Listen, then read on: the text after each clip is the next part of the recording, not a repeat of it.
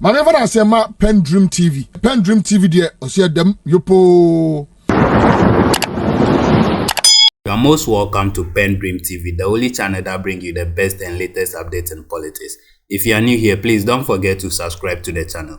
Hit the notification bell for more updates, like and also share to other members to watch as well. Please, your comments are most important to us. Do leave a comment after watching or send us your voice note on our WhatsApp number, which is 0277 128 777. Thank you. Please, I would like you to join me listening to what we have for you today and leave a comment after watching as well. Thank you. FM 92.7. My name is Beatrice Edu. And I am Alfred Okanse. The news is also live on Kesme 107.1 FM and across the world at 3news.com.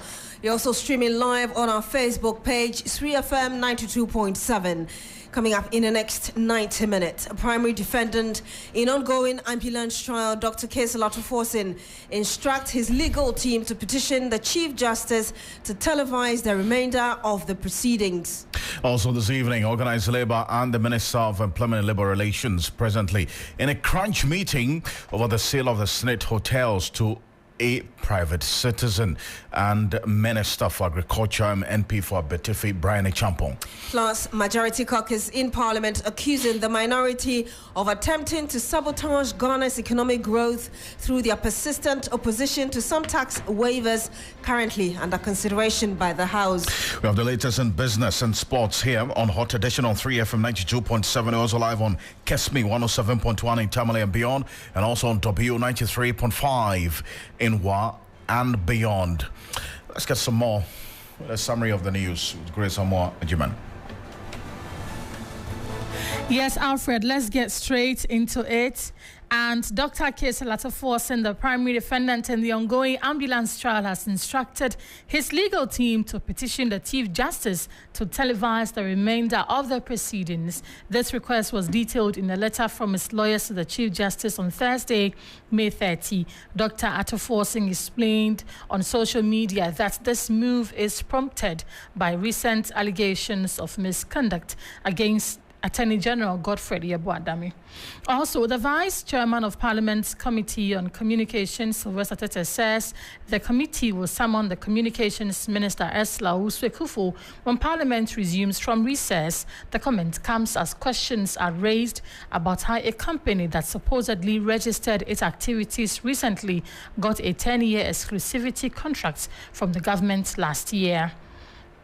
Meanwhile, the Minister for Communications and Digitalization, Esla Usu, has set the record straight regarding the viability of the company granted access to commercially operates 5G spectrum in the country.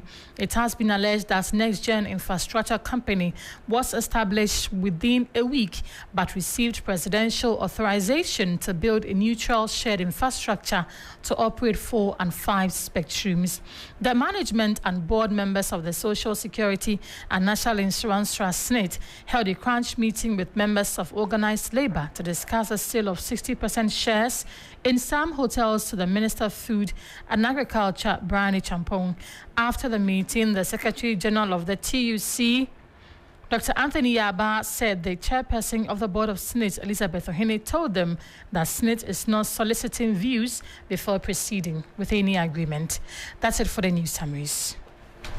Grace Amajiman, thank you so much. Just more news on 3news.com. Make some time and visit 3news.com. This is Hot Edition. We're live on Kesme 107.1 in Tamale and beyond, and also on W93.5 in Wa and beyond. We start off with the petition by the lawyers of the first defendant, that's the first accused in this particular case of the ambulance trial. I'm talking about Dr. Tacit, instructing his lawyers to have the rest of this case telecast live for us all to see. What are the details in there? Indeed, Alfred, and the primary defendant in the ongoing ambulance trial, like you just said, Dr. Tacit, has instructed his legal team to petition the Chief Justice to televise the remainder of the proceedings. This request was detailed in a letter from his lawyers to the Chief Justice on Thursday, May 30. Dr. Thompson explained on social media that this move is prompted by recent allegations of misconduct against the Attorney General, Godfred Yeboah-Dame. Remember that last week, Richard Japa, who is the third accused, claimed that the Attorney General had encouraged him to provide false testimony against Dr. Thompson in his trial. And we'll be bringing you details contained in that letter by Thompson to the Chief Justice. Indeed, and then we have a copy of that letter. If you go on our Facebook page at 3FM927, you see the details of that letter as put out by Dr. Kesela Thompson. In fact, if you go on his X page, he is giving details as to why, in his view, it's imperative for this to be done. On our Facebook page at 3FM927, he says, in the wake of the recent expose concerning the alleged misconduct, and this is Dr. Kesela Thompson just typing in there, indicating that based on this misconduct of the Attorney General, Godfred Yeboah-Dame, he has instructed his lawyers to petition the Chief Justice for the live broadcast of the rest of the proceedings of this ambulance trial case. Now, the details of the letter, as with the headline, request for full media access, including live broadcast of subsequent court proceedings. It reads, 1. We represent and hold the instructions of the Honorable Dr. Kesela Thompson, our client, in respect of the above referenced case, which is pending before the High Court, Accra, Financial and Economic Division 2. Republic versus Kesela Thompson and 2 others. And this is on the letterhead of Aziz Bamba and Associates, as received today, the 30th of May 2024, addressed to Her Ladyship, the Chief Justice, Office of the Chief Justice, Judicial Service of Ghana. It continues, we write to formally request the live broadcast of all subsequent court proceedings in the case of the Republic versus Kesela Thompson and 2 others, case number CR 0198/2022. This request is made on behalf of our client in the light of recent developments that have significantly impacted public perception of the case and the administration of justice. Our client, Honorable Dr. Kesela Thompson, is a minority leader in Parliament and a member of Parliament for the Jumakon and Nyan Esiam constituency in the Central Region of Ghana. He was arraigned before the High Court, Accra, Financial and Economic Division 2 on 17th of January 2022 and charged with willfully causing financial loss to the Republic and intentionally misapplying public property. He pleaded not guilty to the charges. The prosecution closed its case on 14th of February 2023, and on a submission of no case, the court ruled that the accused persons, including our client, had a case to answer. In the ruling on the submission of no case to answer, the trial court held inter alia as follows. On the part of A1, that's the first accused, he insisted that he had the authority of the Minister of Finance, whose deputy he was, to issue the request. That said, however, the law is clear that where a negative averment is made, in this case, that the first accused acted without authority, and then there is a positive one, the onus is on the one making the positive assertion to prove the positive. In such circumstances, it is for the first accused to adduce evidence to show that he had authority. The burden on the accused person, however, is not as high as that on the prosecution. The accused person only needs to raise a reasonable doubt. That's in page 43 of the ruling. And it's on the basis of this, they say, and they're asking that the Chief Justice considers the petition for the live telecast of the rest of this particular ambulance purchase trial. And we'll see what happens going forward and what the response of the Chief Justice will be to this petition by the lawyers of Dr. Kesela Thompson. And we have a conversation on this, we do. Indeed, and we do have Abraham Amaliba. He's a private legal practitioner. He joins us live on the line. Good evening to you, sir. Thank you for joining us on Hot Edition. Thank you for having me. This request is at the discretion of the Chief Justice, I believe. You believe so, to grant it, as it were. Why do you think it is essential for this to be done at this time? Well, the Constitution provides that justice emanates from the people, and the judiciary is just a trustee of that justice. So the justice belongs to the people of Ghana. And so if you follow the events that took place last week you realize that at a certain point during the hearing, matters that emanated from that court generated a lot of public debate and concern, particularly the conduct of the Attorney General. It is for this reason that I think lawyers for Thompson decided that if justice emanates from the people must be allowed to follow these proceedings so that the people can make their own informed decision when this matter ends. So that the people will make their own decisions, but is the court that really decides the outcome of the case based on the evidence that it will have to review? No, the court will do what you are saying, but what I mean is that the public, the Ghanaian people, who are the owners of the justice, will come to a conclusion that justice has been served. And I need to let you understand one other thing, that a person who is standing trial must have trust in the justice system enough to accept any verdict that comes from the court. But the way it is now, I'm sure Thompson and his lawyers do not trust the Attorney General to do a good job in this matter. Mr. Maliba, you are equally a member of the NDC legal team, the opposition party that is solidly behind its minority leader in Parliament.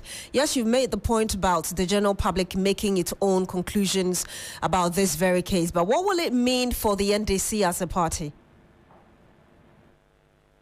Well, the NDC is a stakeholder in the governance of this country.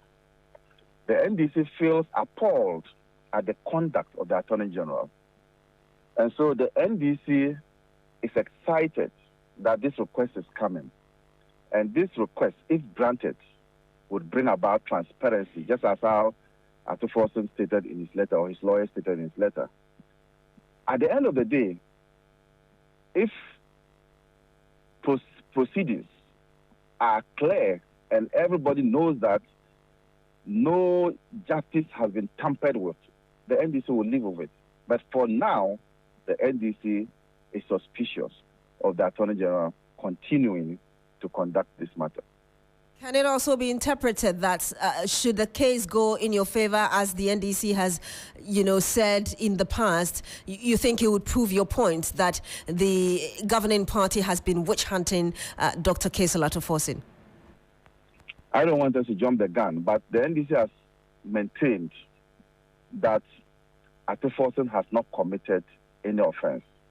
According to the NDC, once it is clear within the court system, and it is a testimony by the former finance minister, Setepe, that he authorized Thompson to write the letter requesting for the LCs. To the NDC, this matter comes to an end. It is not as if Thompson went his way to misconduct himself while he was in office, but he acted upon the instructions of his minister. So any decision to vindicate the rights of Thompson as not having committed an offense will be a welcome news for the NDC.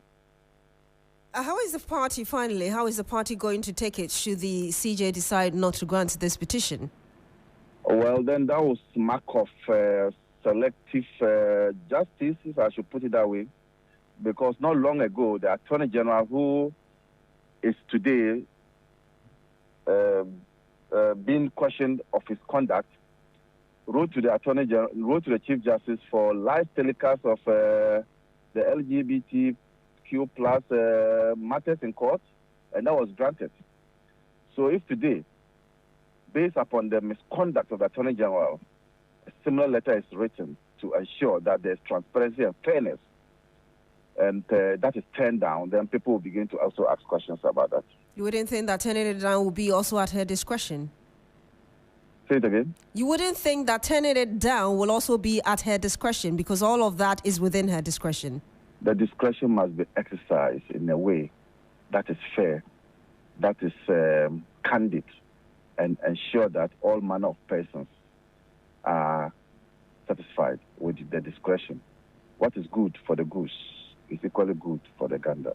We'll have to end it here. Thank you very much, Abraham Amaliba. He is a member of the NDC's legal team, speaking to us on this very case. And in fact, let's stay a bit further on this matter. 17 minutes after 5. When you go on to Dr. Kesla Forson's X page, in which I'm on right now, he lists a number of reasons why. He says live broadcast of this trial would serve several important reasons and purposes. First of all, it would ensure that the public has full access to the evidence and arguments presented in court. This would allow citizens to form their own informed opinions about the case and hold participants accountable for their actions. Secondly, a live broadcast would promote transparency and accountability within the legal system. By making the proceedings accessible to all, we can help to ensure that justice is served fairly and impartially. Thirdly, live broadcasts will serve as a powerful deterrent against future misconduct by the Attorney General, knowing that their actions will be subject to public scrutiny. Those involved in the legal system are more likely to uphold the highest ethical standards. He continues, I believe that live broadcast of the ambulance trial is essential to ensuring a fair and just outcome. It is the best interest of both the public and legal system that these proceedings be conducted with the utmost transparency. And that's what he's urging the Chief Justice to grant this request. And see how things play the out. points Abraham Amaliba just gave us. Indeed, and let's stay a bit further on this because there are other groups apart from Arise Ghana who issued a statement yesterday aligning with the calls for the Attorney General to be sacked by the President if he does not resign by himself. And then you've also heard the former director of the Ghana School of Law, Mr. Sansari, also making that call, and also an associate professor of law at the University of Ghana Law School, Professor Chia, has also made that call, also indicating that if the Attorney General does not resign, the President should sack him. The Alliance for Security, the Social Equity and Public Accountability, that's ASEPA, they've added their voice as well to this growing calls for the resignation and dismissal of the Attorney General, Godfrey Yeboah Dame. And ASEPA expressed disappointment at the silence of the Ghana Bar Association and the Presidency, urging them to take a stance on the Executive Director of ASEPA. Mr. Thompson is joining me on the telephone. Appreciate your time, Mr. Thompson. Good evening, if you can hear me. Yes, good evening, Alfred. Great. Thanks for having me. Great. Now, well, so far, the Ghana Bar Association has not spoken. The presidency has not spoken about this, but the NPP has spoken, and they say that the calls for Godfrey Dame to be sacked are baseless, misplaced. The Deputy Attorney General of Yeboah says, well, this is a mere allegation, and Godfrey Yeboah Dame will be at post and continue to do his job. That's the reaction to you. Yes, Alfred. Alfred, this very issue goes to the heart of our criminal justice system, and is an issue that cannot be left to the usual political banter between the NPP and the NDC. I don't know how you see this matter, but for advocates like ourselves who are interested in the criminal justice system, who've been advocating for a number of reforms in our justice administration system, we see this evidence coming out as a huge dent in the image of the country. Not just the country, it's a huge dent on the image of the entire legal profession. Because if I have to remind you, the Attorney General is the leader of the bar. And so what is happening now with the leader of the bar being caught in a witness tampering spree in a clear attempt to undermine that institution of justice, the extension is that image which has been created for the Attorney General is an image crisis which we believe Mr. Godfrey Dame, the Attorney General, cannot recover from. But that image crisis has the propensity to extend onto the general bar of the Republic of Ghana and the practice of law. And so tomorrow, if a lawyer is being recommended to do a job in another jurisdiction, the first question that probably may come to the mind of their people is that, are you sure you're going to conform to the standards of the profession? Are you going to be an ethical lawyer? Because definitely, the legal profession takes its ethics very, very seriously. It is one of the professions that doesn't joke with its standards. And so for the Attorney General to be violating the entire standard, it projects onto the general bar. And that is why it is important for the Bar Association to come out and condemn the conduct of the Attorney General and dissociate itself, so that we know that, yes, lawyers in Ghana are not like that. Lawyers in Ghana are ethical. They conform to the rules of the game. They don't undermine judicial justice. They don't undermine fairness and the principle of natural justice. They allow the processes to run. It is only Mr. Dame who violated the very oath he swore to protect, who engaged in that. And so then the credibility crisis then only is limited to Mr. Godfred Dame, who has been caught in this web of vicious credibility crisis. Then the bar can then escape a little bit. Otherwise, the silence of the Ghana Bar Association now is deafening. The silence of the Ghana Bar Association now is a tacit endorsement of the conduct of Mr. Godfred Dame.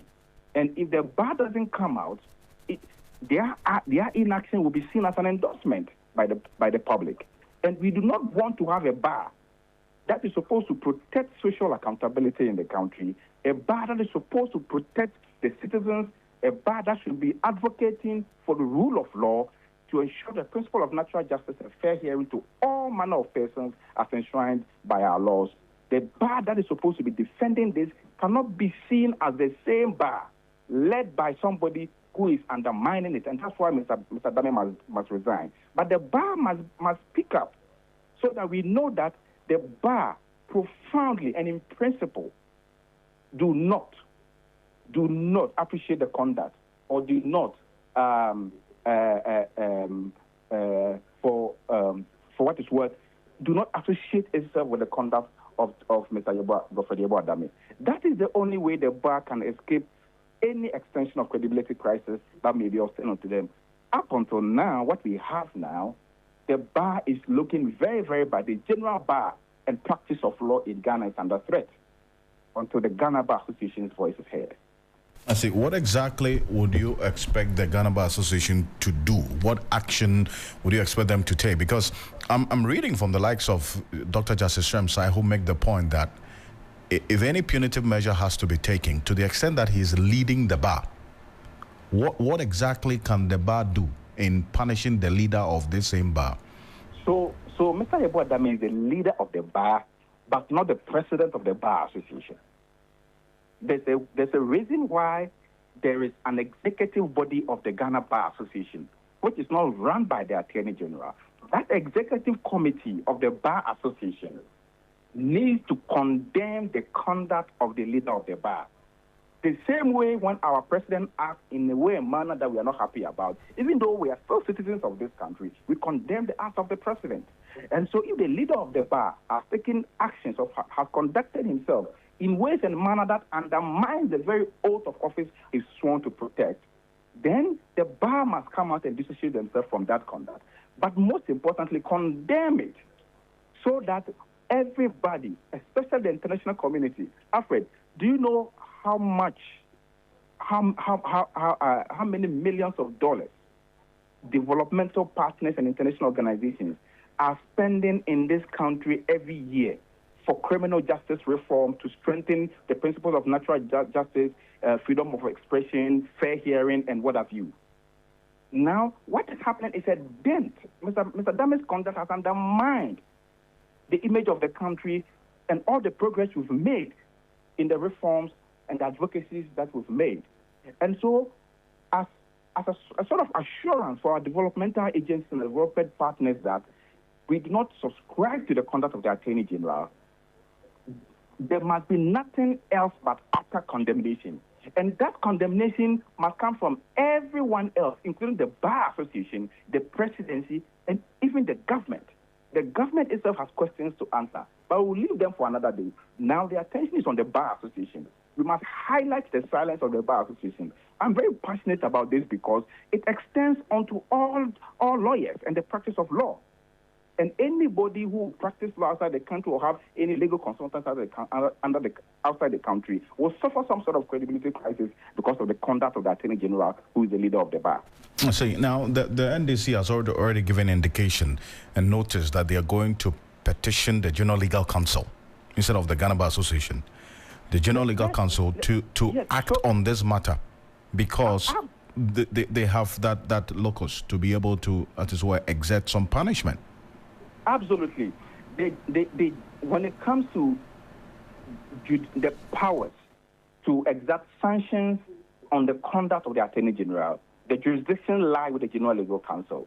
But that does not stop the Bar Association from condemning the conduct of the Attorney General and dissociating itself from the conduct. I think what the Bar Association, we are not asking the Bar Association to punish the Attorney General. We are saying that as a matter of principle, and in protecting the image of all lawyers and credibility of lawyers and the practice of law in this country, come out and dissociate yourself from the conduct of the Attorney General, who have breached all the ethical standards that the profession stands for, including contacting a witness in a case at the blind side of his lawyers. That is one of the most. It's a below the belt conduct by the Attorney General in terms of legal ethics, and this is what the bar stands to protect. And so it's important that the bar would dissociate itself and say, look, we Ghanaian lawyers, we are not like this. We respect the rules of the game, we play according to the rules of court, and we do not undermine the judicial processes and the administration of justice in such a reckless and vicious manner as the Attorney General sought to do. And so we are condemning his conduct and dissociating ourselves from it. We uphold the principle of rule of law. We uphold the due processes and the practice of law in this country, and we do not undermine it. Then the Bar Association have distinguished itself from the conduct of the Attorney General. Until that is done, the general image of the Attorney General, together with the image of the Bar Association in Ghana, is in the gutters until the Bar Association comes out. Mensa, appreciate your time. Thank you. Many thanks for having me. Mensa Thompson is Executive of the Alliance for Social Equity and Public Accountability, ASEPA. There. Thank you for staying to PENDREAM TV. Really appreciate your time. Please, if you have not yet subscribed as a new member, please do so for us. Hit the notification bell, like, and also share to other members to watch as well. Make sure you share to other members on your contact list or on your group chats. Thank you. Dedi kama mamena PENDREAM TV ase. Na so far so good. Say open online portal e wo Ghana. Nipa share, nipa follow, nipa comment here. To my best of knowledge, without any biases, PENDREAM TV.